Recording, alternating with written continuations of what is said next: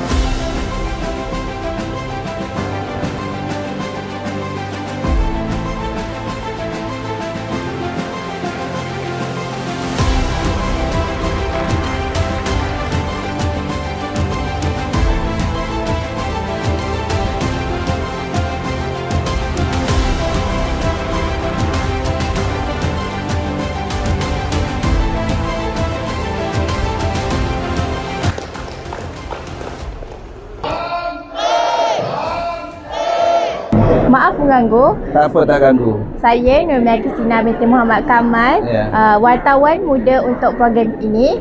Boleh tak saya nak tanya beberapa soalan kepada Datuk? Okey, sila. Soalan dia macam ni, apakah tujuan program ini dilaksanakan? Okey, Yayasan Pelajaran MARA ini telah diamanahkan oleh MARA untuk turun padang ke seluruh negara bagi mendekati pelajar-pelajar B40, terutama sekali pelajar yang menduduki peperiksaan SPM dan juga SPPM. Sebenarnya banyak produk yang di bawah Yayasan Pelajaran MARA, tetapi hari ini kita fokuskan pada tuition pintar YPM at KKDW. Ini tajaan utama kita adalah RHB Bank, dan alhamdulillah kita sekarang berada di zon Lancang melibatkan Sekolah Menengah Datuk Bahman, Sekolah Menengah Kebangsaan Datuk Bahman, Sekolah Menengah Kebangsaan Lancang dan juga Sekolah Menengah Kebangsaan Bukit Damar. Ya. Okey, ada soalan lagi. Soalan dia, apa pandangan Datuk Sri tentang program ini? Saya apabila melihat dan juga mendengar laporan prestasi daripada pengutus Sekolah Menengah Kebangsaan Lancang tadi, kesan daripada tuition pintar Yayasan Pelajaran MARA dan bersama dengan RHB ini sangat memberangsangkan.